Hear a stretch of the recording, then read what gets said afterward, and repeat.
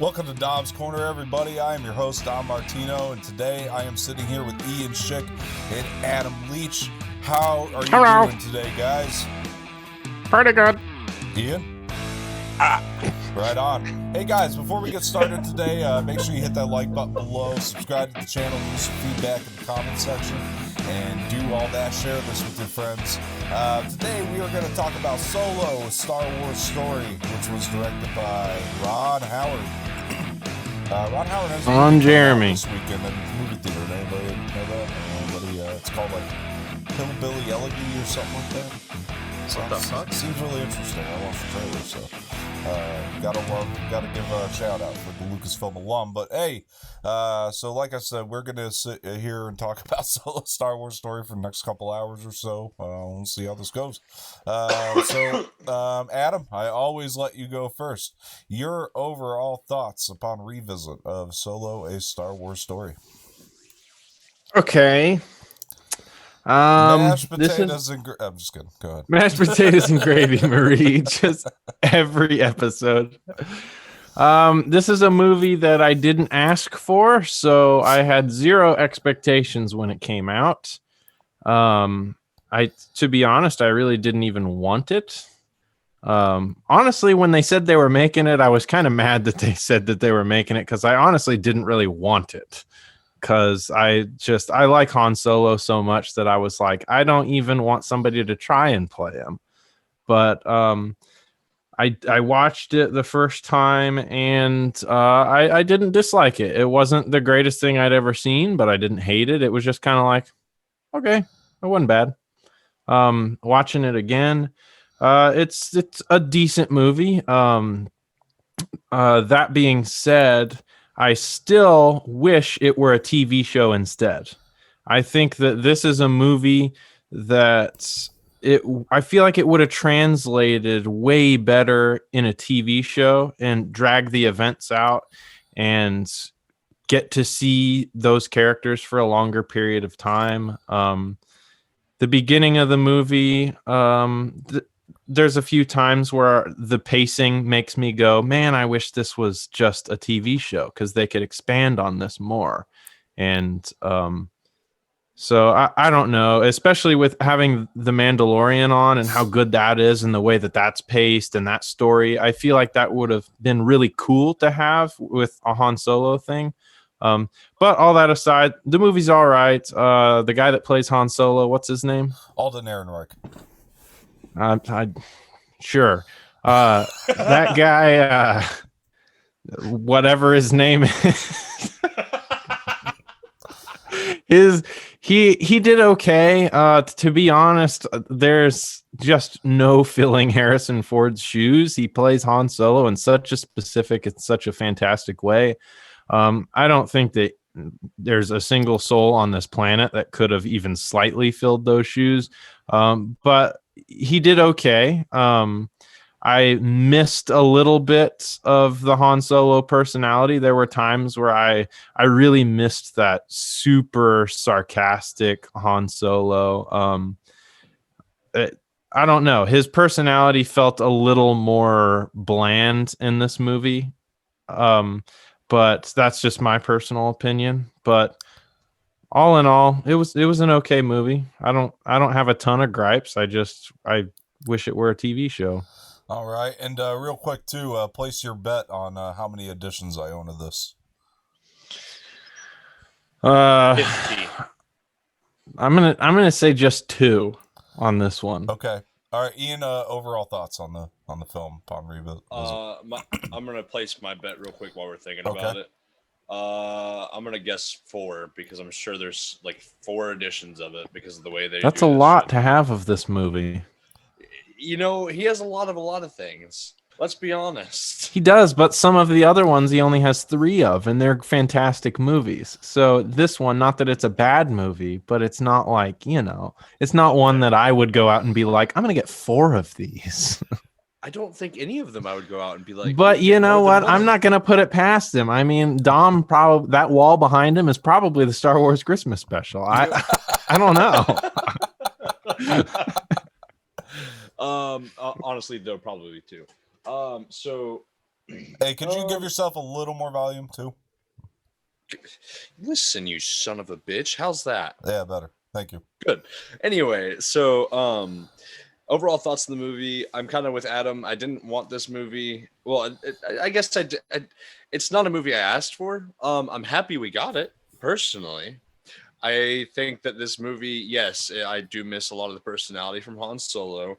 But I feel like it's a great startup because we see somebody who's coming from nothing trying to come up to something, and he's trying to be sincere about it in ways, and he's trying to be, the good guy. And I think we see enough times throughout this whole movie where he gets burned, and it just kind of turns into him being Han Solo, like that personality leading into who Han Solo is, starting on the episode 4 and up. All right, right on. And good movie. Yeah. First, I'll give my. First, I'll let you guys know who won the bet. So I think Ian had 4, Adam had 2. Adam was definitely the closer. I actually only have 1 of this. This is the steel book with the Millennium Falcon on it, which is pretty cool. Well, that's the one to own. Yeah, it is the one to own. Yeah, but of course, as always, I got the figgies. This is my I got the figgies. This is my childish Gambino edition of Lando Calrissian that I have here. So, oh man, some pretty good stuff. Oh my god! Do you have the Newtons too? The Newtons. I'm gonna kick you and your Newtons. But the thing is. That's not very nice, sir. I got the figgies. Yeah, but that's anyway, great. So we got so this movie is, to me, again, it was almost like Adam. It's like nobody asked for this, but I guess I'm gonna go see it. It's Star Wars, and I remember this is because they stupidly released this in May. I feel like is really dumb. That was a Bob Iger decision over at Disney, and like it was so stupid because by December we have the Star Wars fever. I feel like regardless of what mood we were in about The Last Jedi or whatever movie came out prior, it's like we got the Star Wars fever by December. You would have gotten a lot more people to go see this one if you'd released it then, but they didn't. They released it in May. I remember this being like the first trailer they were actually able to air at the Super Bowl as well because of that, which was something they were really never able to do before, considering the release. And I remember that being very let down by the trailer. The first trailer came out. Like, I remember liking it, but being let down. Like, it was like, there was elements I liked, but it just felt too, I don't know, what's the word here? Like, kiddish, I guess. I don't remember the trailer at all, to be honest. It was so odd. Like, it felt so odd. Like, it was one of those trailers, like, you could look at it and you could tell that it's like, it's a good looking movie. Like, it looks good. And when Alden popped on screen as Han, I was still like, yeah, he looks good as Han, but I just don't. I need more to sell me on it. And anyway, movie comes out. I go see it with a friend. I remember the weirder thing about this movie is like it was packed in the theater, and like there were definitely moments that got people excited. But typically, when you go to like a Star Wars premiere night, like you have your opening, your first showing, you come out of that, and like the parking lot is still packed. But like I came out of that showing, and like everybody took off, and there were like no more people coming back. So it was like one of the odder things. It's also the first Star Wars movie theatrically. Yeah, I can't talk. Theatrically released that flopped. We gotta take that in consideration here too. Which again, I'm telling you, release it in December, you probably would have been golden. I mean, this was competing with, at the time, Avengers Infinity War. We got to remember that, which is like, you can't release a movie right around that time period. That's just it had a surprisingly big budget, if I remember it. It was like 275 million or something, which is like double that, because the other thing about this movie, you get double that budget. It was closer to like 400, because with the what ended up happening with this movie is they had Chris Miller and Phil Lord, or Phil Miller and Chris, whatever their names are, Lord and Miller directing this film, and then they had to fire them, and then they brought in Ron Howard, which is another reason I think they should have extended that release date or extended the deadline. Ron Howard had to come in, shoot like 80% of this thing in like a 6-month time frame, which is like ridiculous. Okay. Yeah. Budget. $275 million to $300 million. But it did say when I was reading about it, what he's saying might be true. They might just not have put it in the official budget, because I did read that they had to get 500 million. They had to gross 500 million worldwide to break even. Right. Well, and that's because of marketing. Box office. Marketing. They never put marketing in the actual official budget. Right. So when you So marketing on it, that budget, $3 million. that budget is a freaking lot for this movie, considering that the sequels were around 300 million a piece on average. Yeah. Like, seriously. And this movie, not that this movie was like bad or anything, but I mean, it didn't have like the effects and stuff quite. It wasn't heavy on that stuff like the other movies were. So it's hard for me to understand why the budget was so incredibly large when it didn't feel quite as big as the sequel movies did. So in my mind, I'm like, take that budget, split it up, throw it into a TV show. Why not? Right. Exactly. No, I agree with you on that. That could have worked out pretty well too. I agree. Yeah, but like a lot of that again was just most of that budget was gone to reshoots. It was gone to Ron Howard because he had to reshoot and rewrite this movie in like a matter of 6 months. That's ridiculous. And given all that, my overall point, to bring it back full circle, was that I think they did a pretty good job given what they had to work with, which, you know, sure, a big budget, but like not a lot of time. And they actually I think they pieced something together here that was pretty good. My overall thoughts on the movie walking out of it were that it was pretty damn great. Like I was pretty excited that it turned out as good as it did. We'd heard nothing but drama coming from behind the scenes on this thing, and just, you know, that it was going to be a train wreck and all this other kind of stuff, and it turned out to be pretty damn good. I wish more people would have given it a chance in the theater. I really do. I wish it would have made its money back. We probably would have. I didn't see it in the theater. This was the first one that I didn't see in the theater of the new ones. Well, yeah, so you're to blame for the reason we don't have a sequel yet. So that's you son of a bitch. I'm a son of a bitch too. I'm joking. No, I've heard a rumor. It's just a rumor, but I've read stuff recently where there are talks about the sequel being turned into a TV show instead. Right. Well, I have my opinions on what they should do next, but I'm going to wait till we dive in a little further. But for me, rewatching it now, it's like, okay, I'm kind of a little bit more torn on it. My opinion remains that I think the first maybe quarter of it is rough. Like I really felt that the first time watching it, and I feel it again. It's very rough. I agree. Going. And then but the rest of it, you know, I was pretty high on the first time I saw it. Now I'm still pretty high on it, but there's just like a couple little things here and there that I'm not so big on too, like going through it. I don't hate this movie. I still like this movie. I really do like it a lot. It's rewatchable. It's a fun adventure movie. It's a nice little Western homage too. Like it's got a lot of that, but you can really see the cracks in it, I think, especially when you really start to pick it apart, and they're there. They show. It's just that, to me, I think the first quarter of the movie, like you said, is the roughest part of the movie. Not that it's like awful by any means. No, could have been but worse. Any pacing issues that exist in the first quarter of the movie, and that's mainly because I can see that. Because there's a lot of time that gets we kind of skip a lot of time, you know, between when he ends up leaving that planet and going into the Empire and all of that, and then meeting What's Her Tooth for the first time and since being on that planet. Like, there's a lot of time that's missed there. There's a lot of story there that would have been great in TV show format, but you can't put into a movie. So it creates sort of a rushed feeling like, oh, a lot of time actually passed in here, and I had no clue that much time passed. And beyond that, it's the fact that this is a very familiar character that we all love, that means a lot to us.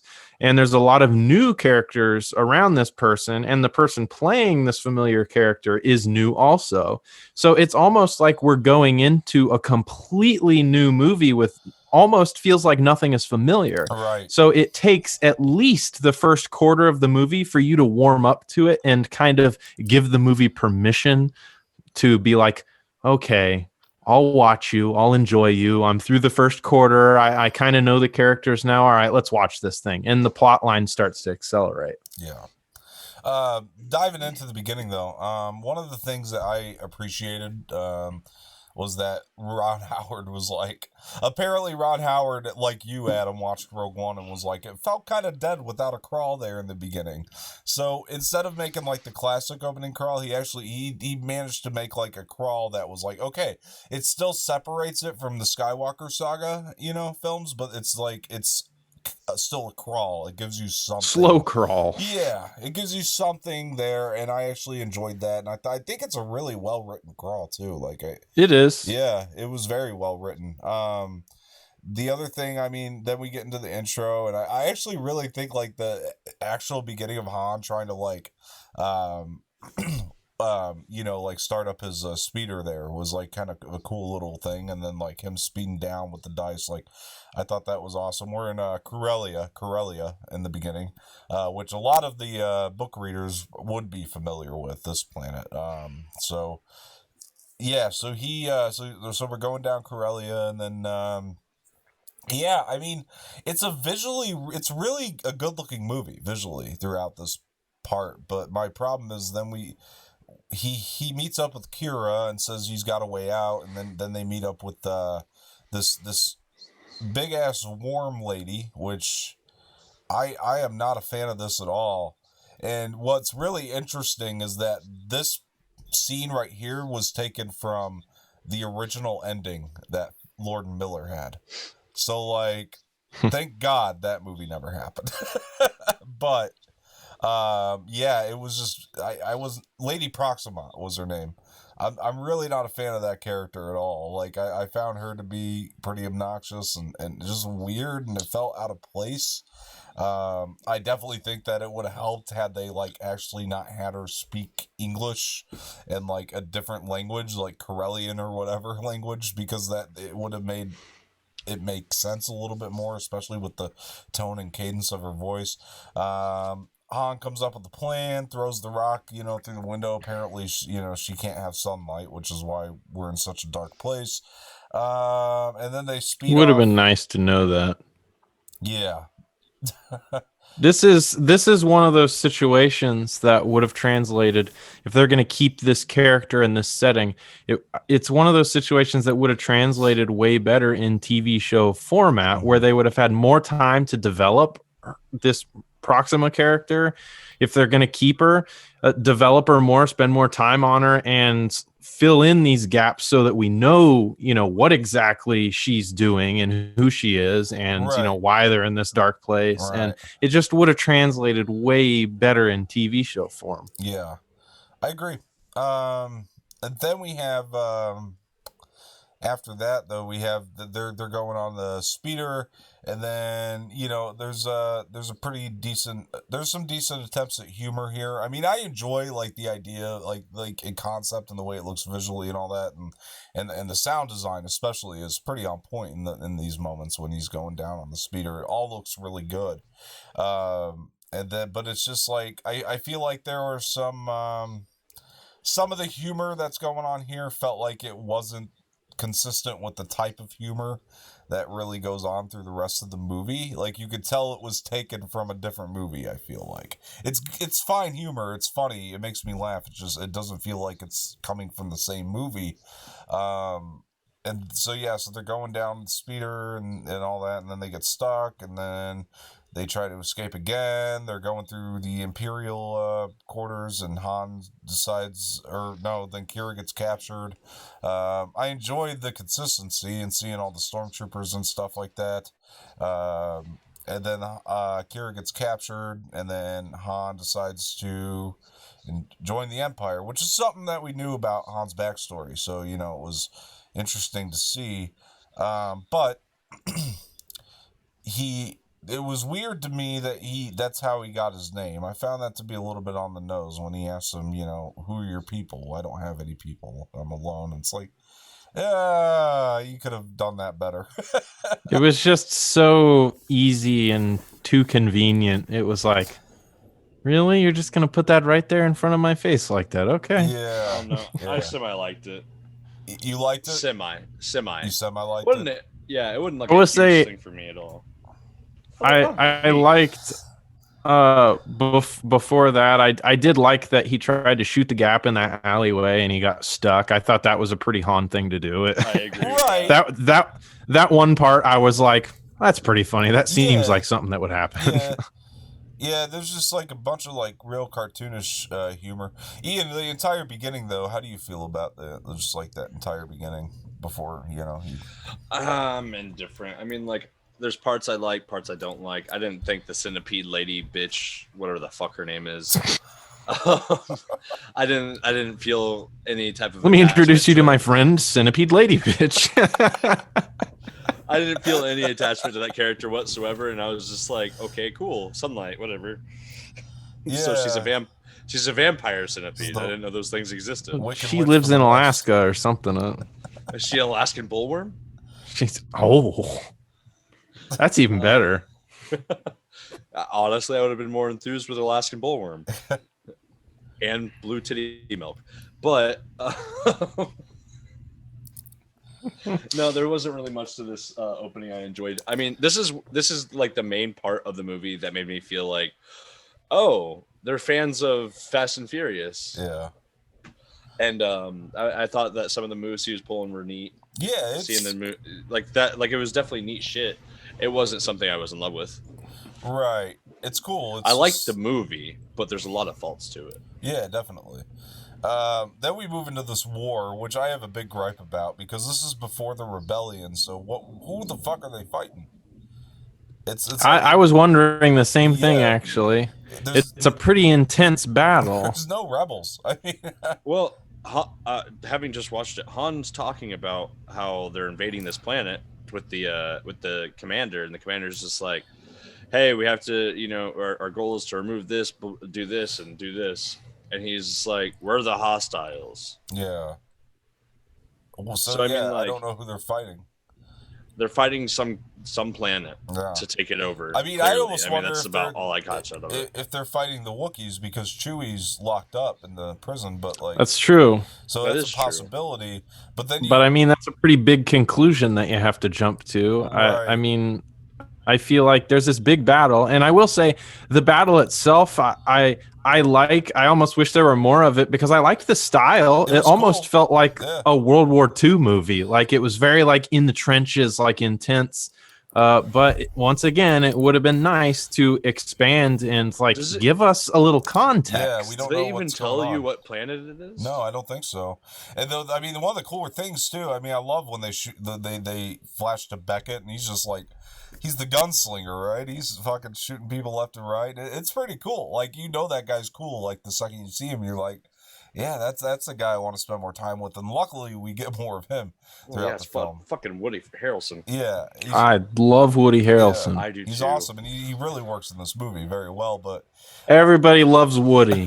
one of the lines that cracks me up is, I don't know From why, Toy Story. it makes me laugh very hard in this moment. Is you said this was a quick job.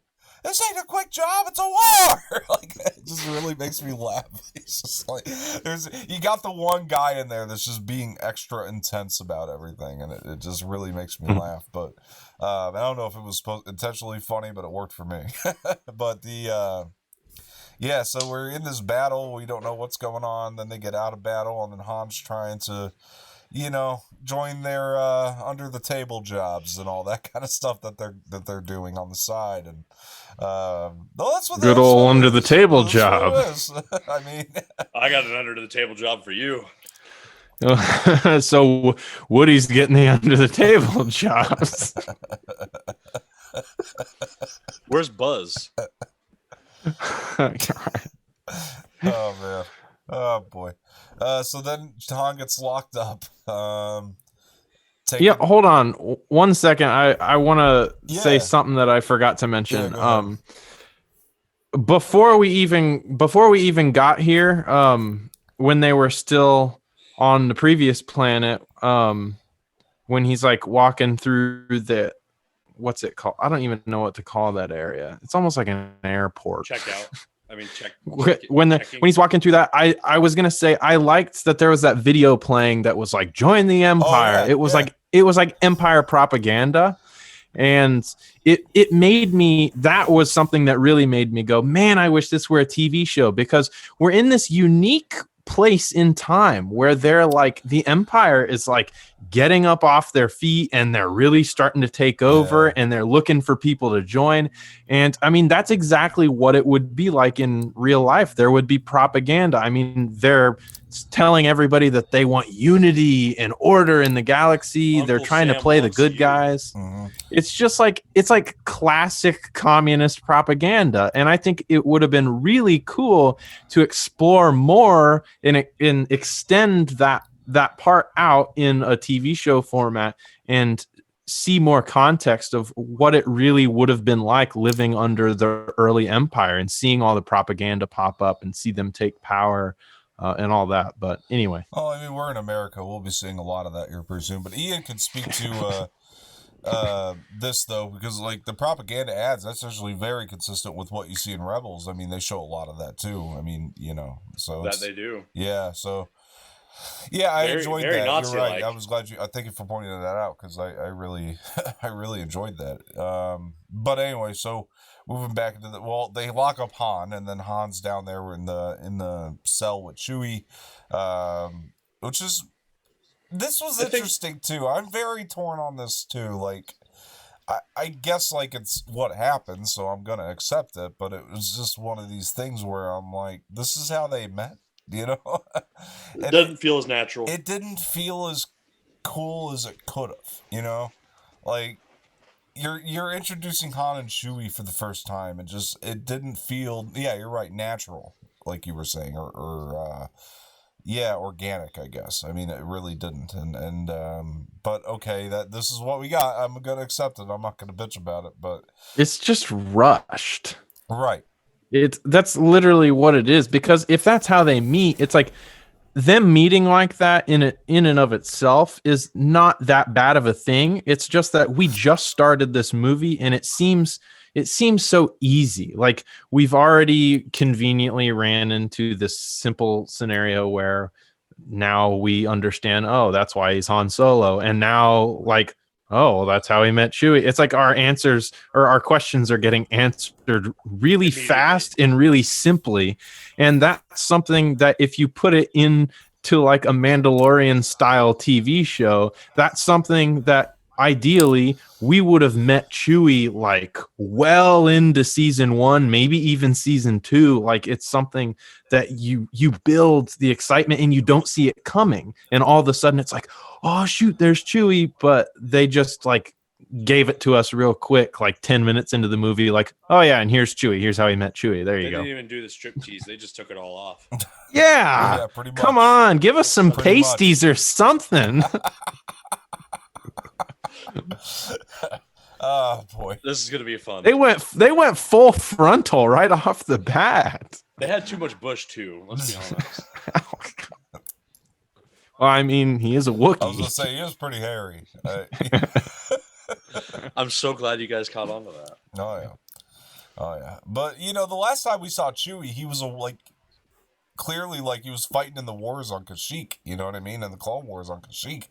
It's like, so Han was just able to I understand it was a way out, but it was like Han was just able to convince him like this to, you know, go do these like criminal jobs, you know, to go on these heists. And it's like, it was just yeah, like you said, rushed. And it was hard to almost buy in a way. The only thing that I'll give that is the fact that it's like when you don't have anything left to fight for in your own like feelings, I guess you're willing to give up to things, but because I mean, he was in the middle of trying to search for some things, so maybe he felt like, I don't really have a lot. Yeah, and it's not like it was like Adam was saying. It was like it's not like terrible, these things in the beginning. They're just like, they really could have been better, but they also could have been worse, I guess, you know. There's just no build up. Right. Yeah. No context, no build up. It's just rushed. All right. There was zero foreplay, man. No pasties, no lingerie. They shoved it in while we were dry. Yeah, exactly. Oh man. I apologize. Oh, you're good. So they move into, so they're running to go catch up with the ship. One of the best characters in this whole thing is Rio, voiced by Jon Favreau. I mean, him talking about napping in a Wookiee's lap. I mean, that stuff is really, really funny. I love his character. Yeah, he's great. Oh man, that's something else. I'll get into that. But so they go off with them. They're sitting over. Well, first thing is that Han is talking to Chewie. And, he gets his name. And I actually thought I liked this moment. It was a really sweet moment when he's talking to Chewie and he's getting his name and all that. And the shower thing was really funny. We could have done this like maybe one at a time. Like when all that stuff started up, it was like, okay, I really started to like Alden Ehrenreich's performance as Han because and one of the things that Alden did very well throughout this film as Han is he didn't, I didn't want him to. He didn't do a Harrison Ford impression. You know what I mean? He tried to make it his own while, living up to the, original, which, like you said, it's never going to happen. It felt more kid Harrison Ford than it did actual Harrison Ford. Which is why he did feel like a kid. Right. Which is why I liked him taking it on his own. But, like, the character on the same hand, it wasn't like it was a character who came off annoying or anything like that. Like, he felt naturally fit in this movie, like, regardless. Like, he really did feel for the film. He was just a little dry compared to the Han that we're used to. Mm-hmm. Because, I mean, Han, he can be kind of dry sometime anyway, but he does have dynamics. Like, there are times when Han, like, yells and he's intense and he's like super snarky and moody, and so he does have dynamics to him. And I feel like the character we got here, it definitely felt like a kid almost, and there wasn't quite as much dynamics in his personality. Not every joke, not that the jokes are necessarily bad jokes, but not every joke felt like it was delivered quite like it would have been in the Han that we're used to. No. But like I said, it's a tough situation because Han is such a unique character and such a character that we love so much that it's going to be impossible to fill those shoes. So I don't know that anybody could have done any better, to be honest. Yeah. And I feel like I said, like one of the things that he did do though is definitely like he, maybe the lines weren't delivered as well, but like what I want to give him credit on is like he definitely did, like he studied the mannerisms, you know what I mean? Like and things like I feel like he got those down very well. And like there's times in the film like when they're on that planet at the end, especially, I noticed it, which I'll get into later, but like he has like Han's stance down, you know what I mean? Like the way that Han like stands and things like that. Like there's a lot of physical things that I feel like he did to try to get the character down. The hair, I mean, is obviously Han's. I mean, it's there's a lot of different things that he did do on top of the things that his head is shaped differently. Oh yeah. That was the most obnoxious thing to me when I first saw the trailer for this movie. I remember thinking, his head is shaped completely different. That's so mean. It is a different shape. That's true. It's like at least find an actor that the head is just kind of shaped different, because then you can fake the other stuff with, the outfits and the hair and stuff. But if the bone structure is off, the whole thing's off. Yeah. But what if we picked a different actor and they sucked? Yeah. I mean, that's always a possibility. That's just the name of the game. But I mean, they wouldn't have kept him if they thought that he sucked. Right.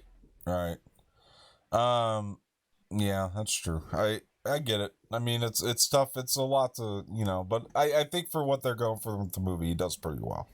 I really like him as Han in this.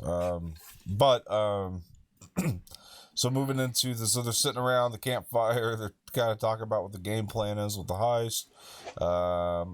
Then they go on the heist. Heist is happening with. Then we get the little introduction to Enfys Nest.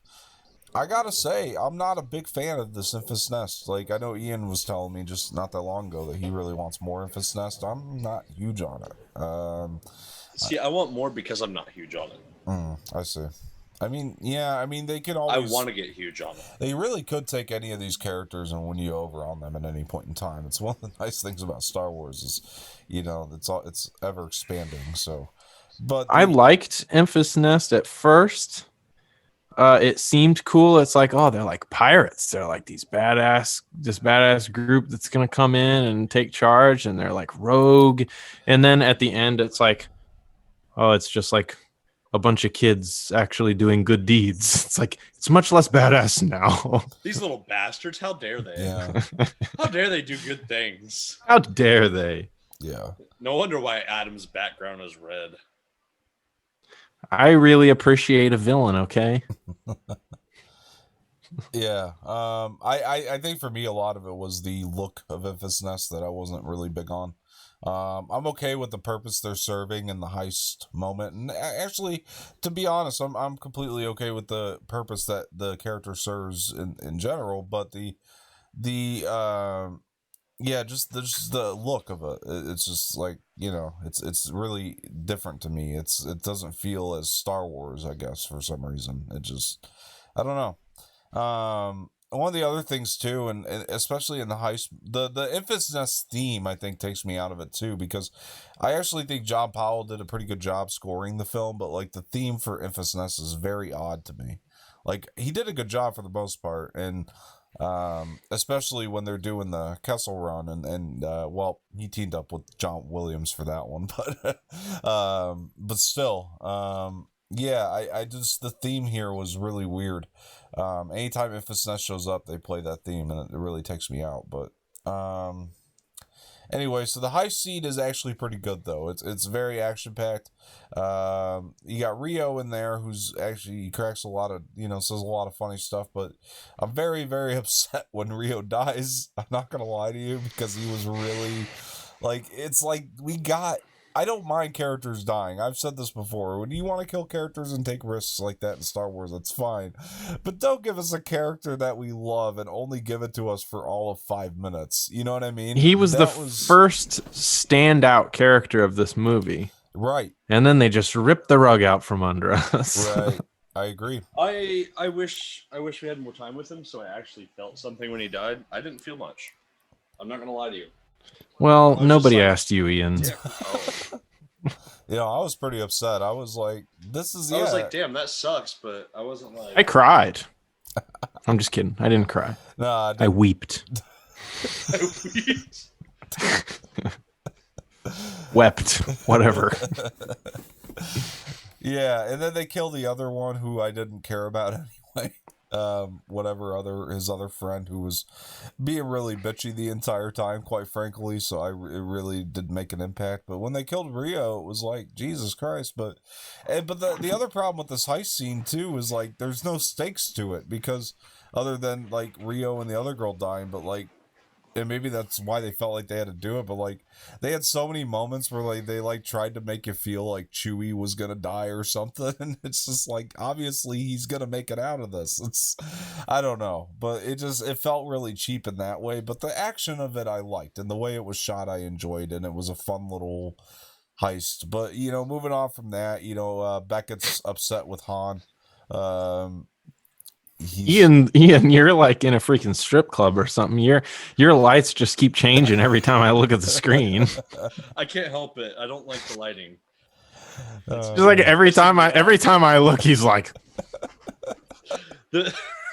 and the lights lighting, are different. Legit, the lighting is pissing me off, because now that you pointed it out, it's super bright in the background. I'm just like, I can't find a light that I like. It was just the blue when we first started. It was just like really exposed. I apologize. Let's continue. Let's forget that this happened. This is all in your head. Pay no attention to the man behind the curtain. Oh boy. But yeah, so moving on from that, we got Beckett, who's super pissed off at Han. Yeah, they, so then they decide, oh, we're gonna go to Crimson Dawn. We're going to, try to explain to him about the coaxium, right? That's what they were trying to get. So we lost the coaxium. And the explosion was cool. Yeah. Oh, I agree. The explosion was. It was like cool. I agree. A lot of the stuff again on the technical side is actually pretty good.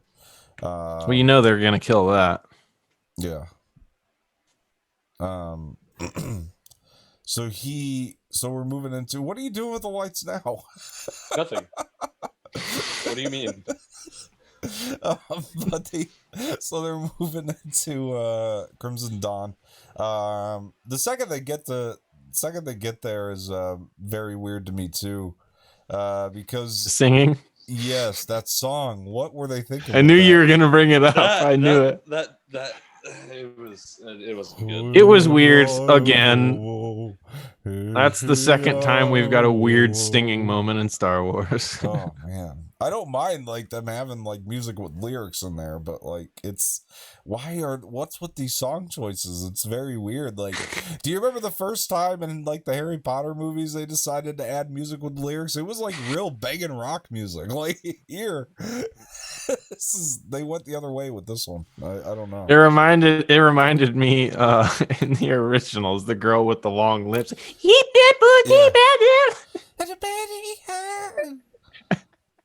Oh man. My favorite part of that is when the guy and he just like you see like all the spit coming out of his mouth and oh man, it's something. Anyway, so we're walking around Crimson Dawn. I liked Kira sees Han, taps on his shoulder, and I was happy they found each other again, and then we find out that Kira's working for somebody. Please tell me Paul Bettany's character's name. I cannot remember it. Dryden. Thank you, Dryden Voss. So then we're gonna go meet with Dryden Voss. I like Dryden Voss. I genuinely do. I thought he was I like him a lot. Cool for the purpose he served. I thought Paul Bettany played the character very well. It was like cool. We finally got a compelling villain in this movie. Somebody who's actually feels like he's scary. It feels very reminiscent of I guess you could say a mob boss. I mean, that's kind of how he felt. I don't know. Yeah. So they're having this meeting. They're like, trying to come up with a plan. A lot of the stuff that Alden does in this scene is actually very good too. One of the lines that stick out with me, whatever his name is the work with me here line. I thought that was pretty good. So they're trying to come up with a plan, talking about they have coaxium. I can't remember where they said that they had it, but so they were gonna go get that. Kessel, right? Isn't that where they're going to go? Kessel. Or am I mistaken? They're going to do no, it was before Kessel. They had to go meet up with Lando. Well, and then they were going to do Kessel. When they're talking to Dryden, though, I'm saying they're talking about they're going to go to Kessel, right? No, they're not. Yeah. So that's basically what they were going to do. And Dryden was like, "Fuck that." Right, and then they convince them that it's doable. I liked what they were building too between Kira and Dryden. I like that you kind of see like, oh, these two have a past. She's indebted to him.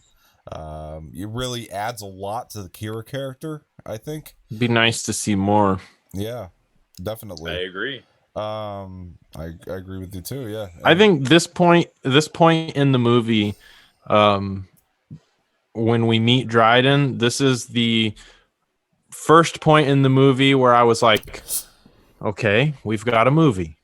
Like this, the whole first quarter of the movie up until this point, I was kind of half paying attention because I was just kind of like, sometimes I'm interested, sometimes I'm not. It's one of those, some pacing stuff, some, character stuff.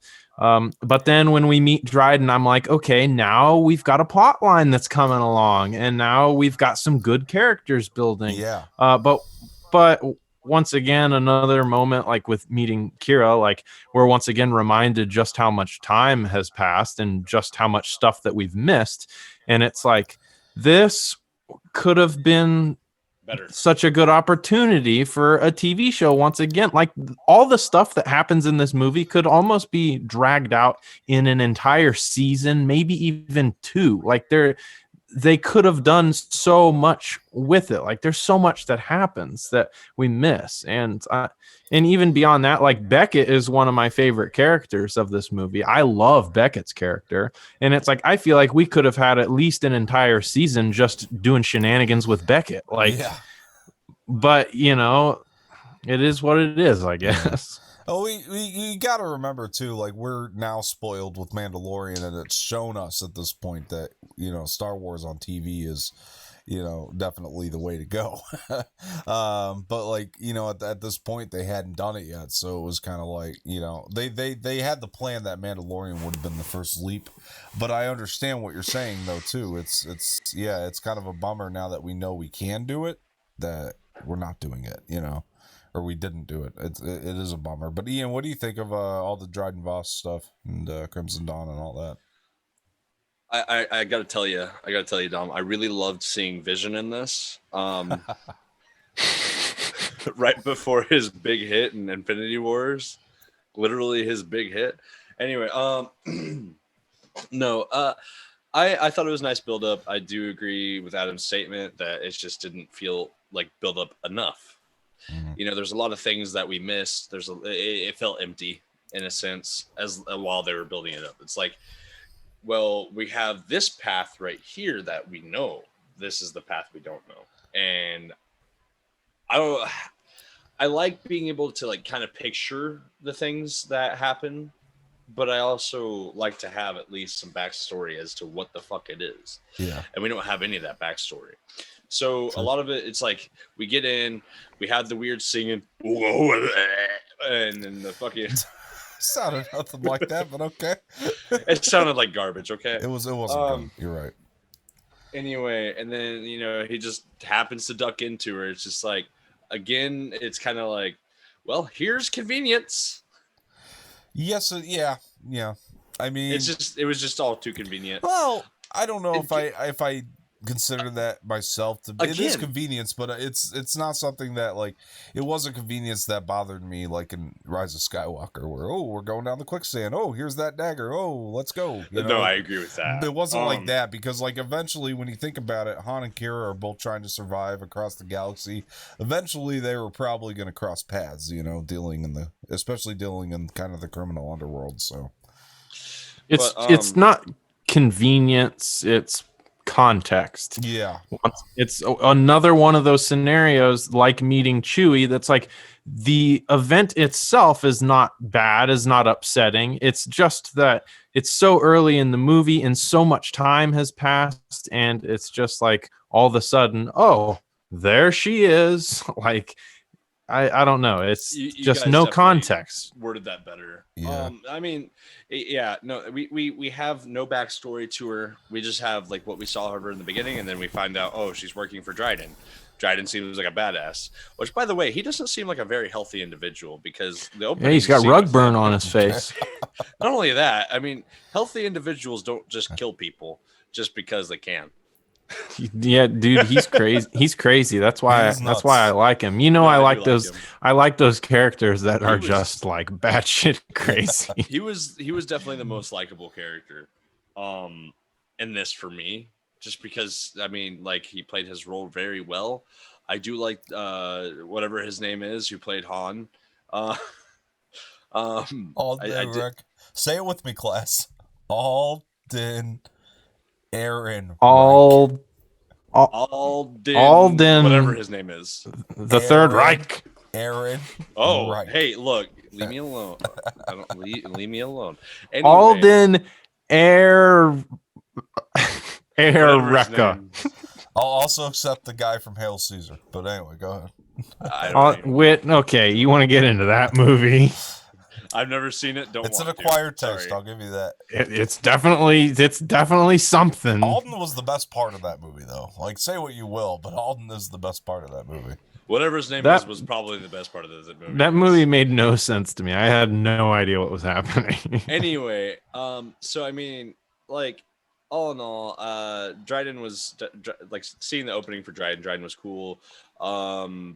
Getting into the thick of it, it was just like, oh, kind of like whatever. Like again, I do like this movie. It just has a lot of faults that kind of make it like reviewable. I don't have too much to say, just because it does have too many faults to where I can be like, yeah, I praise this movie like it's a fucking godsend. I mean, like, the whole Kessel Run idea, like, it's like, okay, like, let's go on, I guess. You're jumping ahead though. So no, I'm still with it because they're Yeah, talking Ian, about you the just Kessel hit Run. light speed. I thought we were We at the ain't point where there they were talking. yet. I thought they were at the point where they were talking about the Kessel Run. We're not at No, 12 they were talking about parsecs yet. going We're to still Kessel to traveling get at the 20. Sparks run. to get the coaxium. That's what they're trying to get. So we're not. That's a Kessel. Yeah, No. Yeah, they got to go get some pumpkin spice and get coaxial cables. It's Wait, where are we? They're talking to Dryden Voss. Never mind. We just They are met- talking he's drinking about the Kessel he's Run. drinking Voss water. There's coaxial cables. There's pumpkin spice. Anyway. Yeah, so they're talking about doing the run to Kessel. Yeah, but they don't expect to do. Never mind. I gotta move this thing forward.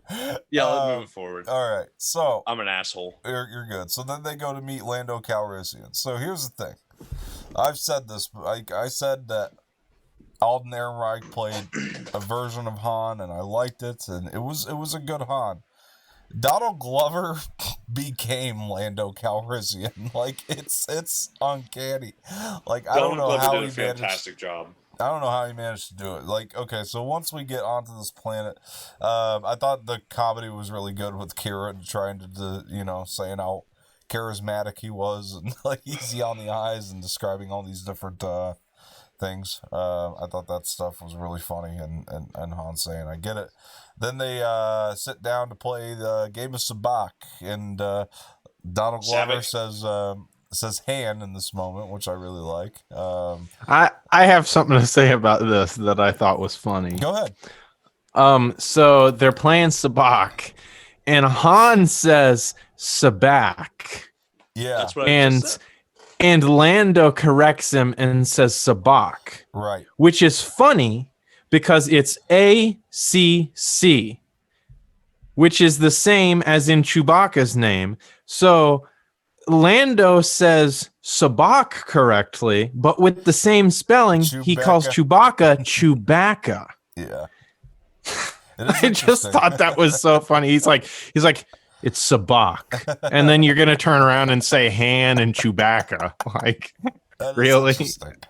That is interesting. Maybe they put that in there to be purposely humorous. I don't know, but like, I feel like they did. Yeah. Regardless, though, Donald Glover as Lando is insane. Like, he is so good. I mean, I think it's definitely like an impersonation. It is, but like he does it so well. Like it's I don't know. He really became Lando. I mean, well, Donald Glover's just fantastic. Yeah. I mean, there's that. It's true. Yeah. What was one of my favorite lines he said was to Beckett when he was like, I don't like it. I don't, something. He's like, but I'll respect it, something like that. I don't like it. Line. I don't agree with it. That's it. I don't agree with it. Yeah. And I accept it. I thought that was awesome. That was definitely a Lando line. Yeah, I mean they're basically coming to him the same reason Obi-Wan and Luke came to Han in the original trilogy. They need the pilot, they need the Falcon. So he's when he takes them out. I really like this planet they're on. By the way, I would have liked to have spent a little more time there. I thought it had a really cool aesthetic and look to it.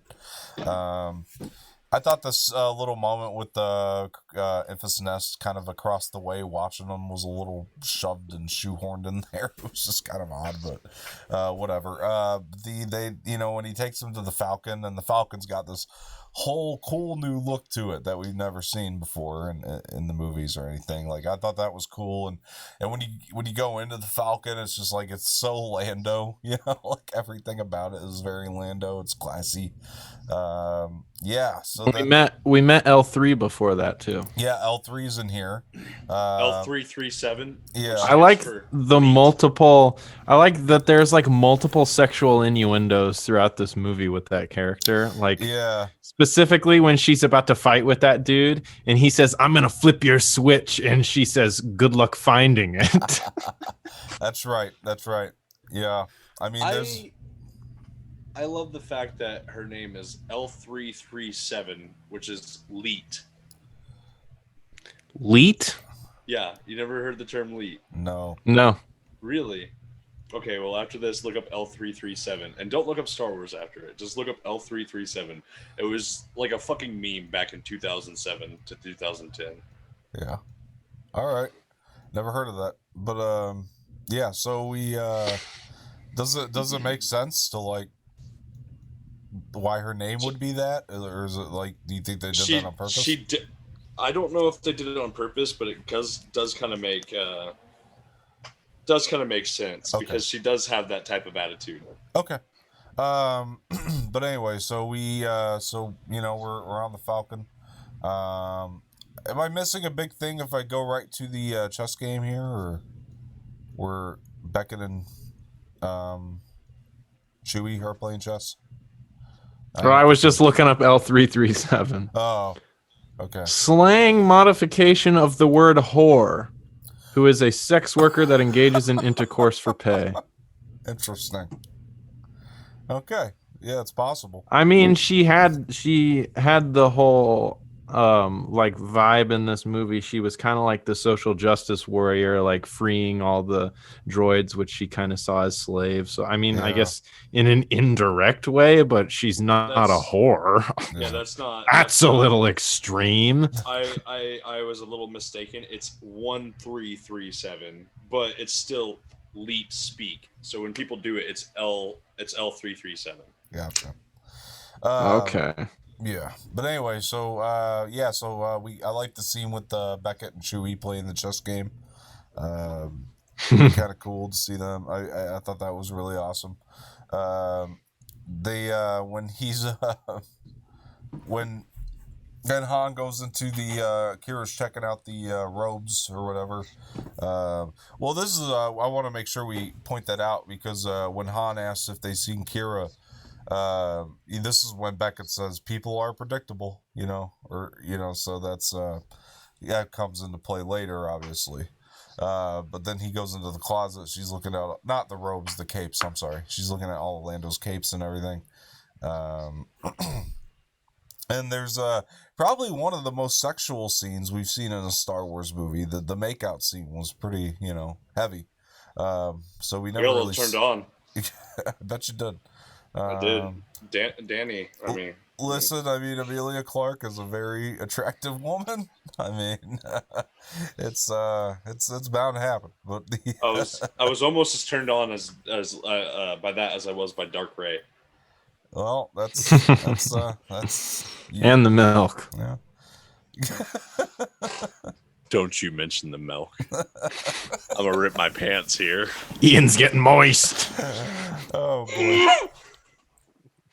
Anyway, so it was a pretty heavy makeout scene, and they get interrupted. Anywho, so then they get interrupted, and then we're going through to. Is this where they haven't landed on Kessel here, did they? I don't remember. I don't remember. I didn't take a lot of notes on this one. I think right here they're about to land on Kessel. So then they go to land on Kessel, then they jump off the ship, then so they're gonna come up with their plan. Kira goes in to create the diversion and all that kind of stuff. Now Kessel's probably, this is to me is like where the movie really starts to get amazing. Or these are the most amazing moments, I should say. I agree. Of the movie, everything on Kessel is pretty top notch. Like it's real awesome. I mean, first of all, we're seeing Kessel for the first time, so that's cool, and it's a really cool environment. A lot of the action here, I get like Indiana Jones type vibes from too, which I really enjoy. You definitely tell they took some stuff from there. I like all the Wookiees on there. A lot of really awesome stuff. I mean, Yeah. So yeah, I mean, it's just basically one big action extravaganza. I mean, then at the clearly at the tail end of the scene, we're getting around to one of my favorite things was Lando up there making a YouTube video, about Calrissian Chronicles. So I thought that was really funny, but so in character at the same time. Lando jumps off the ship once he sees shit starts heating up. He kind of joins the fight. I love all this stuff. And then when L3 gets shot, that's pretty sad.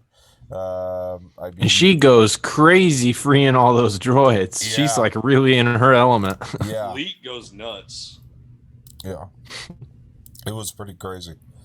When she you're right. And then when she gets shot though, like you could really tell, like I thought the Donald Glover performance here was really good. Like you really felt like that they'd been friends for a long time. Like him getting upset over L3 on the Falcon is actually like it really brought almost brought a tear to my eye because it was. Well, I mean, you heard earlier when she was talking about how we forgot about that she scene. thinks That was pretty funny. Lando has feelings for her, but she doesn't have them back. I like when Kira was like, "How would that's another sexual innuendo? Was How would that work?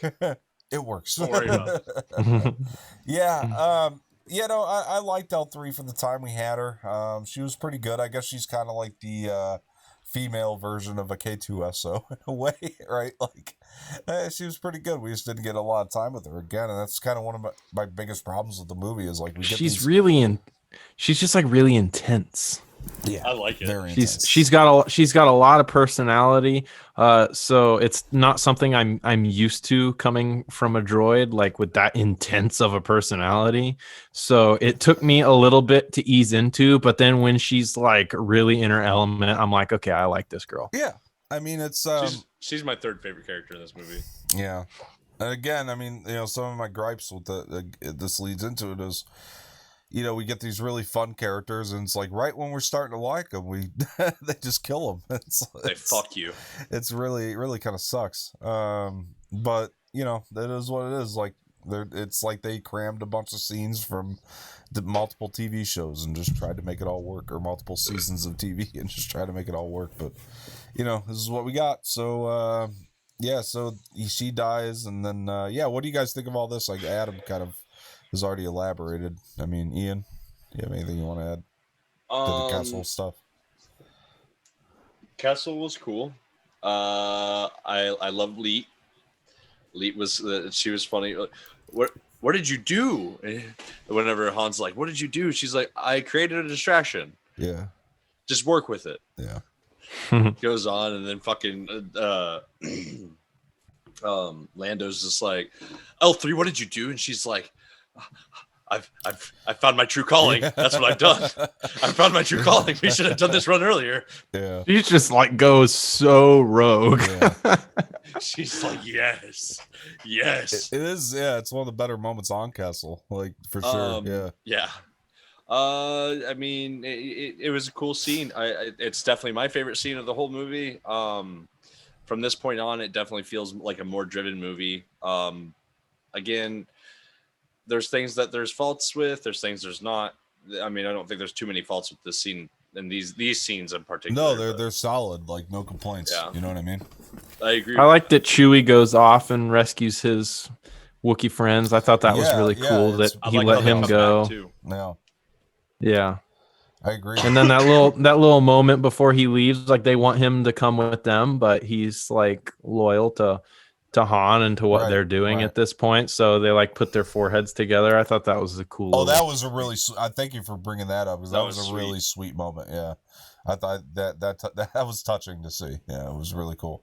I would love to see more of Chewbacca and the Wookiees. Right? Like we know from this movie, at least at this point, he's like 190 years old. So there's like a lot of backstory to know.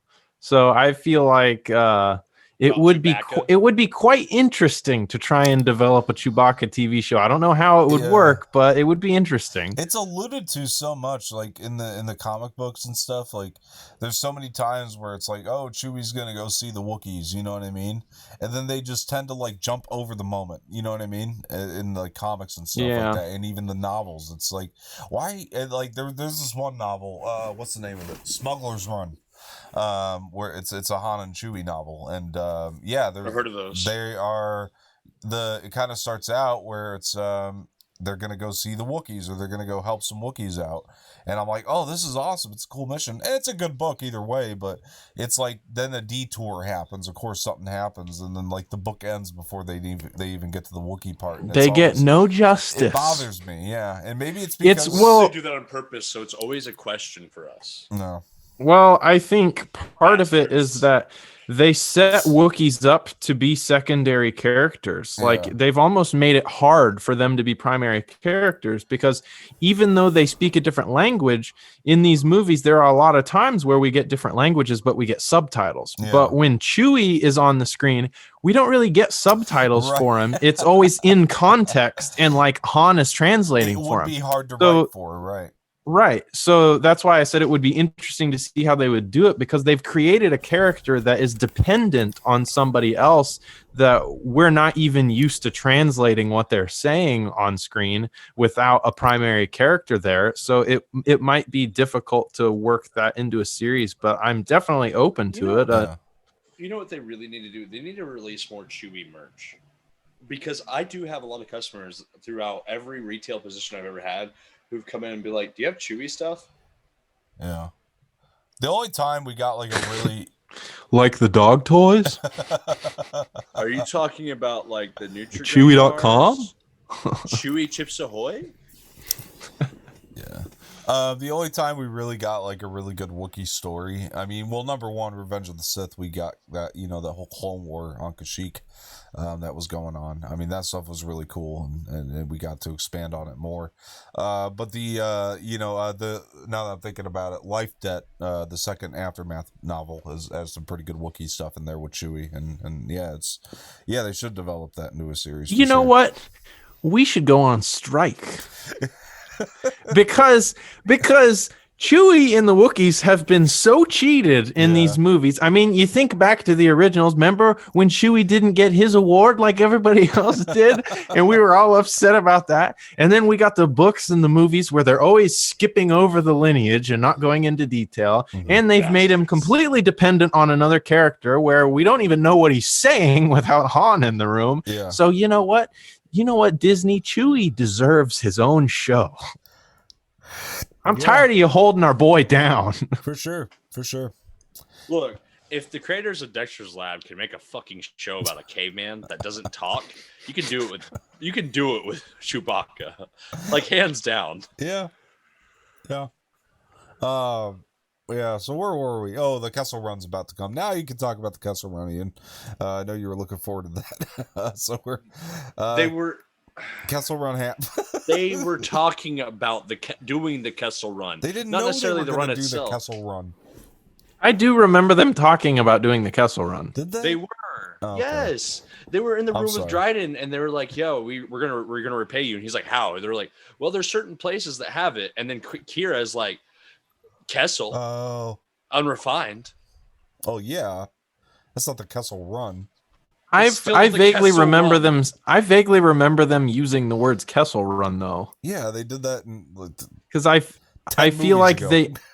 In this movie, because I feel like before we actually did the Kessel Run, there was reference to 20 parsecs. Was there? There was. I don't recall, but okay. And then, of course, later it's stated again. But you know what? I think you're right. Now that you mention it, yeah. Thank you. You're welcome. Sorry about that. But now we're actually going to talk about the Eat my booty. So I like that that really came out of nowhere. Oh boy. Okay. Oh man. Oh my god. Oh wow. It came out of nowhere. nowhere. That came out of Oh, nowhere. wow, that's gonna be what I'm saying. Hey. Oh wow. Me booty.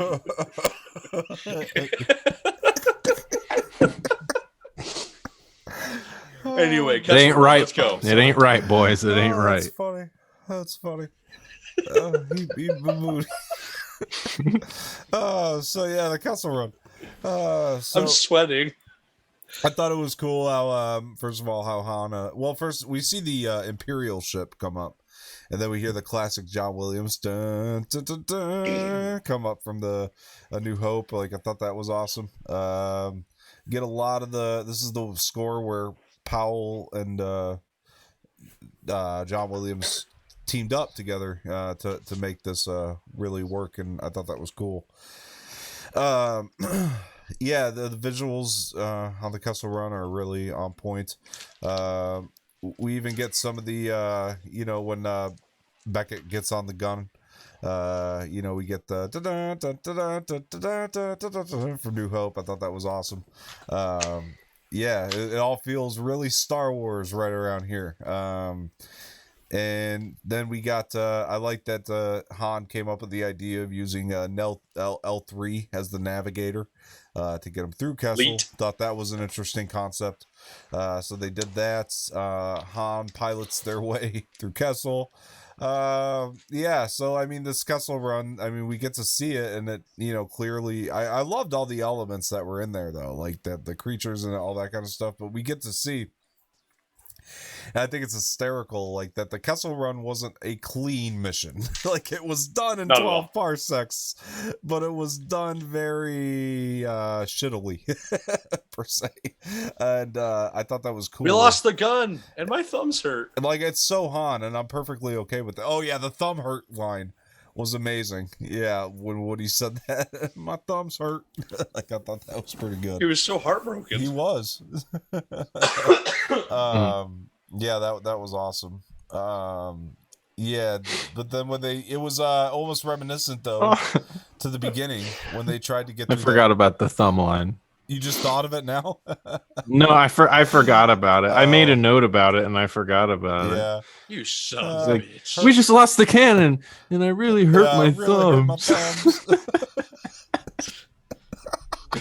Another line we got is the opposite of a famous line when Han is explaining his plan, and he goes, "I've got a really good feeling about this." Right, that was cool too. That was really cool. I was like, "Oh, this is Han before life got to him, and he was all negative." So naive, Right? So naive back then. See, this is a good movie that leads into who Han is after. Oh, I agree. It evolves him. Yeah, like this is the Han before Han was evolved. I agree with that 100%. So, one of the cool things here, though, like I said, it kind of draws a parallel with what happened in the beginning of the movie when he was trying to go through that skinny little thing, the alley, and then didn't make it. But this time he's like, I'm gonna do it, and this time I'm gonna make it, and he does. Kira's like, cool. don't you failed the alley. Yeah. Then they land back on Crimson Dawn, and then we're Crimson Chin. One of the conversations that I thought was done really well was the one between Han and Kira when they're talking about Kira's just trying to tell him like I've done a lot of bad things and all this kind of stuff, and you really have no idea what I've done, and Han's she's telling Han he's the good guy, and I thought that was really cool too. Yeah, I mean it's the conversations were good, but then we're greeted with we cannot miss Lando getting upset about the ship though. That was pretty awesome.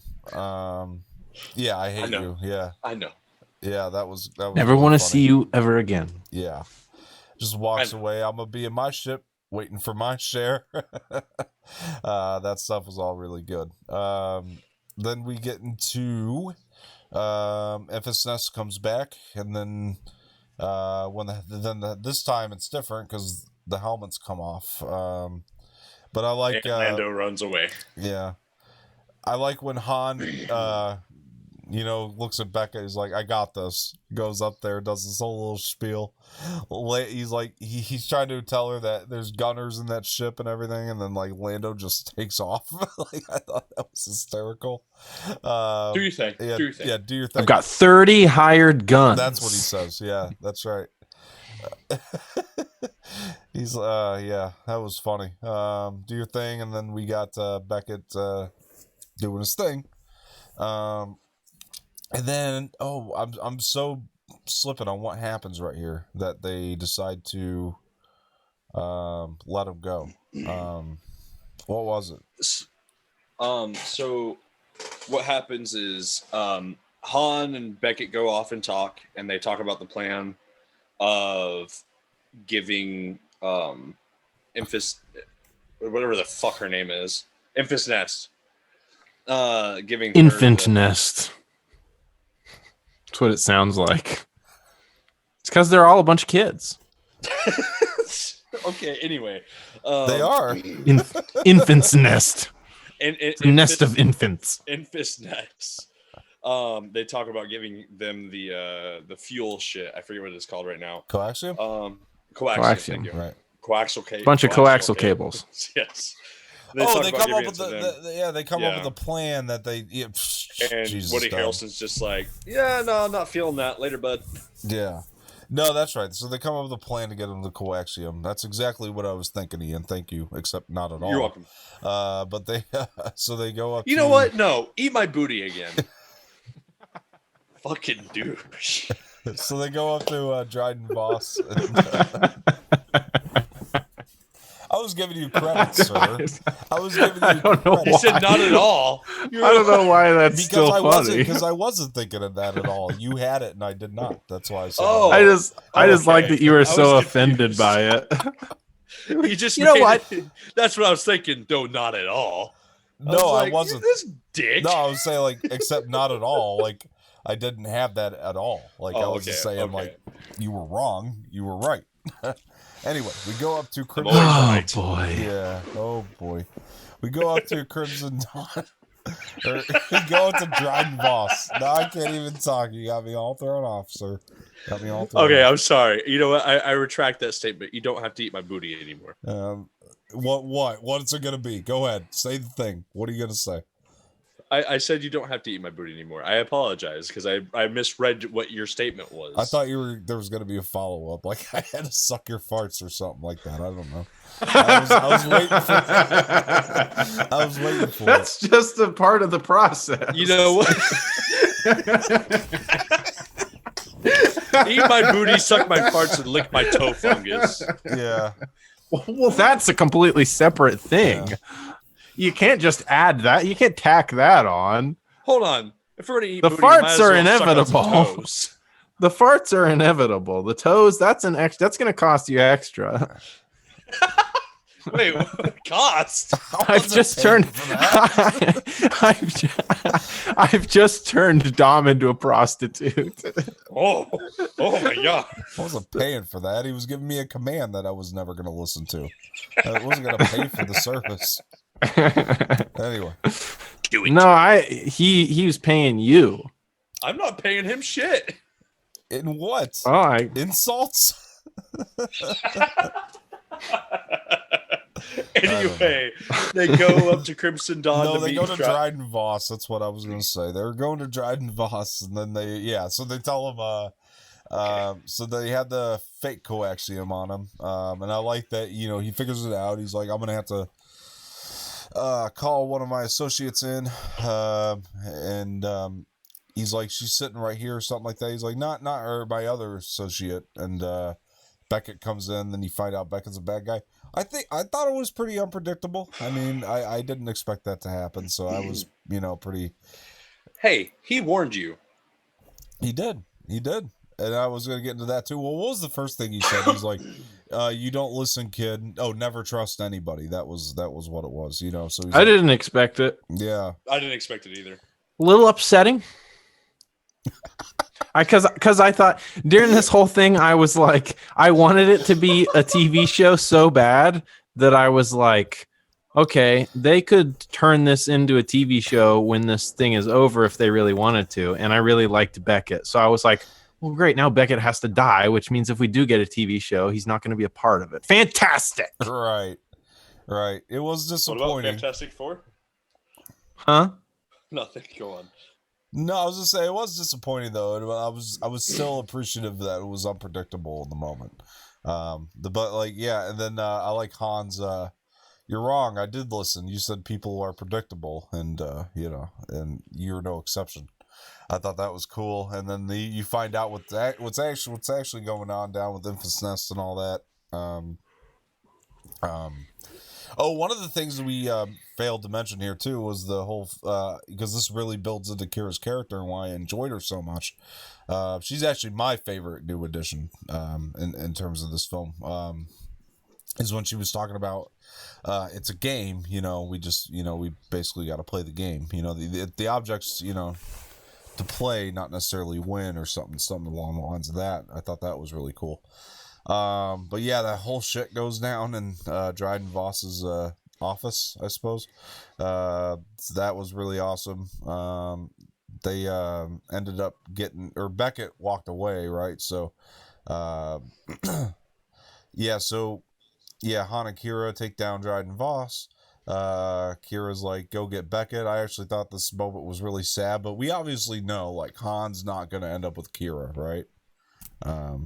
So he goes after Beckett, and then he goes up to Beckett and shoots Beckett. And one other thing we forgot to mention too. We keep forgetting little moments here and there. Beckett telling Han about the Tatooine job was pretty cool. Because that alludes to, obviously, we wonder about how Han, found out about Tatooine and all that. That was a cool thing too. But anyway, I digress. So going into the, excuse me. So yeah, they take down Beckett. The fight was super cool. Or not Beckett, Dryden Voss. Then Han takes out Beckett. Adam, what did you think of the Dryden Voss stuff here at the end and all that? Yeah, I like this scene. It's pretty cool. Obviously, I'm upset that Beckett has to die. I think he was my favorite character from this movie. Probably just because I love Woody Harrelson so much, but yeah, I mean, I like the ending of this movie. All in all, the second half of this movie in general is pretty decent. It's really the first half is what I have issue with. So I feel like we really start getting rolling once we meet Dryden, and then we start getting into the Kessel stuff, and then how it ends here, and we've got some plot twists. So I like how it ends. I think it ends pretty solidly. Well, we're not quite to the end yet, but Ian, what did you think of the Dryden Voss stuff and the fight and all that? How'd you feel about it? So I enjoyed the fight. It wasn't like a super like cool fight, but like overall it was a decent fight. I liked that we found out that the coaxial cables are actually there, even though they thought it was fake. They're that's true. Did a really good job. He's like, these aren't fake. Right. So he's like really confused as to why he's saying they're fake, and he's like, these really aren't fake though. That's true. Yeah. And then you have the gun in there, and they figure out the gun's in there, and then he still gets his hands on it somehow. Yeah. And then Kyra, Danny from Game of Thrones.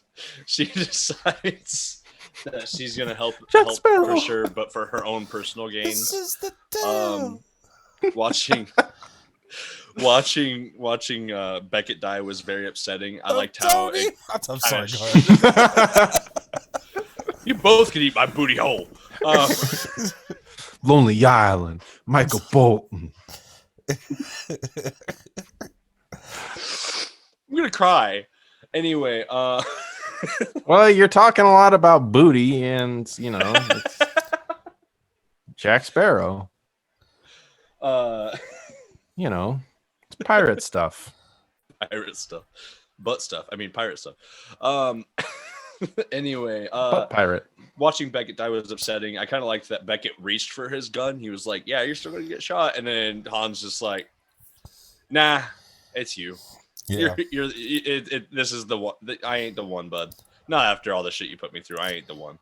Did everybody catch, like, when he was taking the top off the case of the coaxium, the gun in the top? Did everybody catch that the first time they saw it, or did it take you a couple watches? Not. I caught it the first time. I caught it the first time too, but yeah, I could see why it'd be hard to catch. It's there, it's subtle, but it's like I caught that the first time because the person I saw it with didn't see it, and I thought that was cool. Yeah. I was confused as to what it was the first time, and then I kind of pieced it together. But I saw it, and I was like,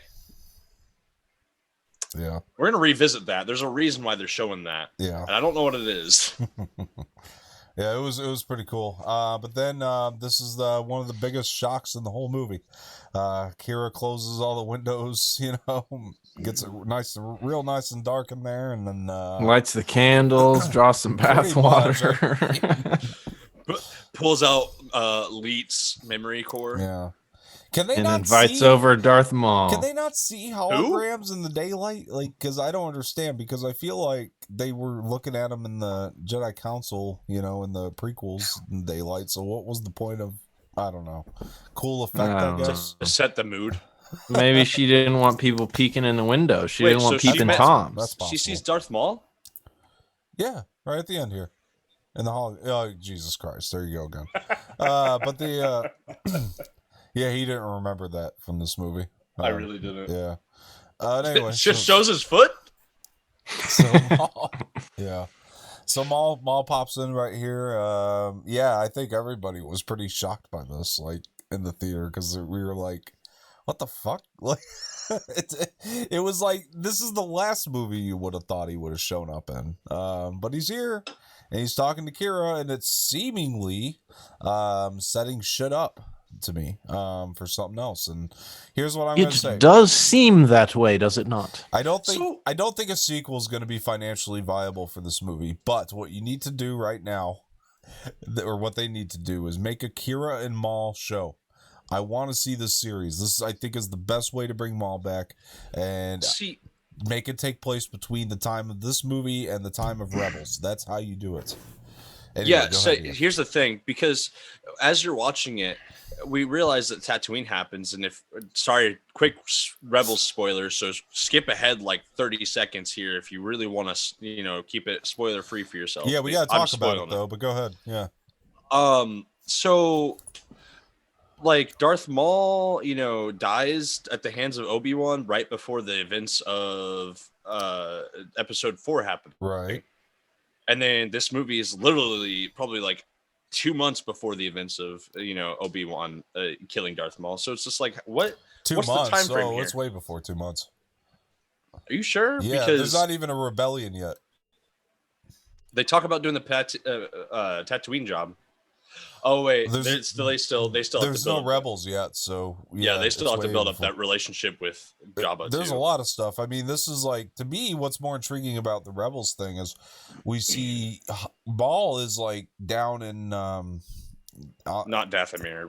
Where is he? Yeah, I can't remember, but he's in Rebels. Maul is like down in that like one of those Sith planets. Yeah, I can't think of it. I'm sorry, but he's like down there near that the temple's there, the Sith temple, and he's. You know what planet it was? It was my booty planet. Yeah, of course.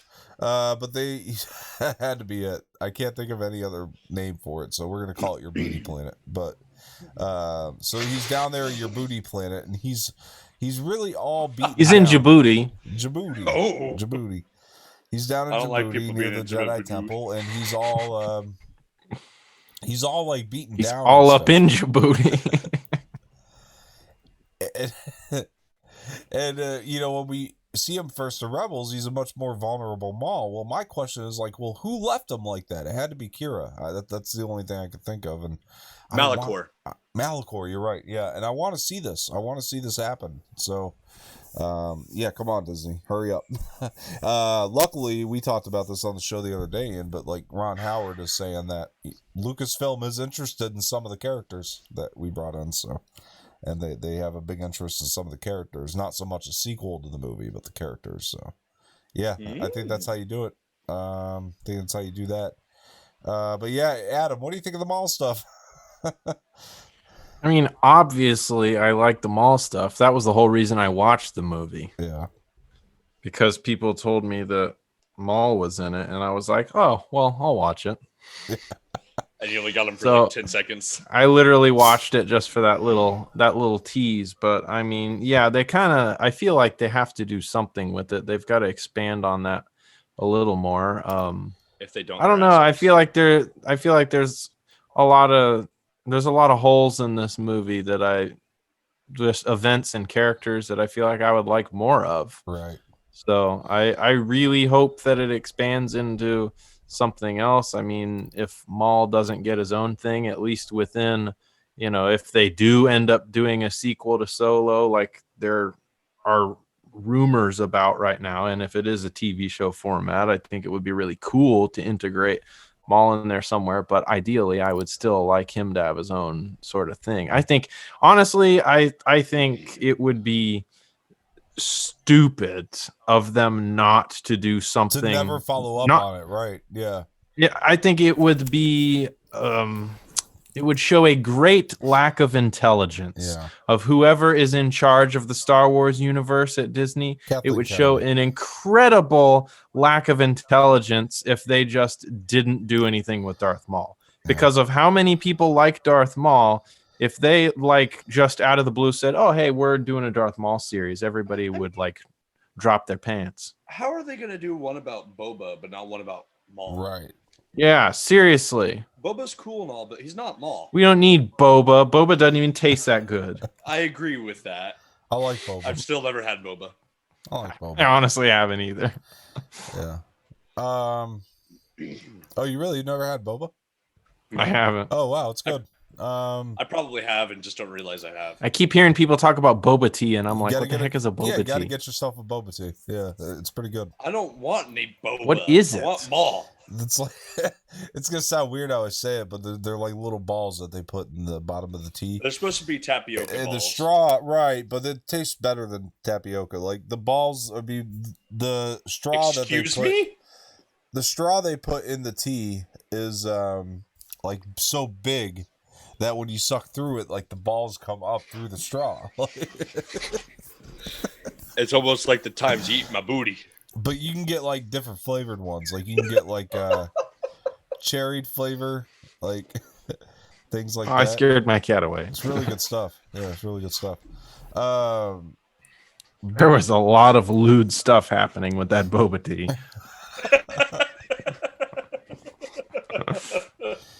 Oh man. So anyway, let's get to the, I guess you could call the epilogue of the film.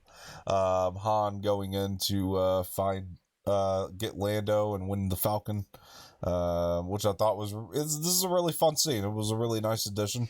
I thought the hug that Han gave Lando was really funny because Lando just is so weirded out by it like at the time, and it Definitely was smart moves. It was cool to see how Lando and Han last left each other before Empire Strikes Back, because it really adds it makes a lot of sense at that point, especially when you go to the line in Empire where Han, I'm sure he's forgotten about that. It really makes a lot of sense. Adam, what do you think of the final moments? I think it's funny. Yeah. I like it. Yeah.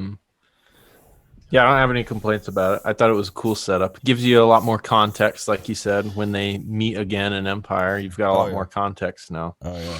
So yeah. Yeah. Oh, I liked. You got everything you need there, pal. That was a good line too. Ian, what'd you think of the last moment of the film?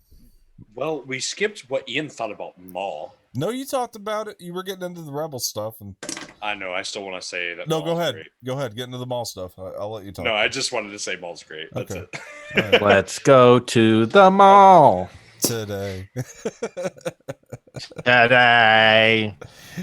This is a major problem you guys are having. Anyway, I liked how he gave him the hug, took the card out of Lando's sleeve, and Lando's just like, what the fuck? He's like visibly shaking that he doesn't have the fucking card. Yeah. He's like, Yeah. It definitely felt like a moment that would be from Community. If you guys have seen Community. I have. Yeah, it definitely felt like a moment that Donald Glover would have in Community. So that was kind of a nice little touch. Overall, it ended pretty great. Yeah. Well, we got through this one a lot quicker than we typically do. The first half of this movie was poopy butthole, though. Go on, Mr. Poopy Butthole. Oh boy. Yeah, so there we go. That is the review of Solo: A Star Wars Story. I hope you guys enjoyed it. Tune in next week to Rogue One: A Star Wars Story. We're gonna be back for that. I'm sure that that was gonna. There's a lot to unpack in that film. Let me tell you, that's gonna take a long time. Adam's masturbating the air. This is the whole reason Adam showed up on the show in the first place. I mean, this to do Rogue One. I mean, this is what he's been waiting for. So yeah, we're gonna have a lot of fun doing it. Thank you guys for tuning in. I've been Don Martino. This is Adam Leach, and Adam, where can the people find you? At The Red Eclectic on Instagram, Facebook, and go watch my YouTube videos. All right. It's quality stuff. Yeah, definitely do that, guys. You have to. It's really, really amazing stuff. Definitely motivating a lot of people. Ian, where can the people find you? You can find me at a couple different places. On Instagram, it's Ate My Booty. I knew it. I knew it. I was going to be mad if you didn't. Now I kind of have to change it to Ate My Booty. No, it's Jutacular Ian. And then you can find me on YouTube as well at Jutacular Ian, unless I decide to change it to Ate My Booty. But, Right on. All right. Thank you guys for joining. And I'll be leaving all that in the description. You can find yes. You better plug me this time. All right, I got it. All right, okay. So I will put all that stuff in the don't get that confused with Peg Me. Go on, I'm sorry. Ian, do you want me to plug your booty? Anyway, so we're going to... No, I want you to eat it. All right, guys, thank you for tuning in. Please like this video, subscribe to the channel, leave some feedback in the comment section, and share this with your friends. I appreciate all that, and thank you for joining. This has been Dom's Corner. I've been Dom Martino, and I will see you guys next week. I'm Larry the Cucumber.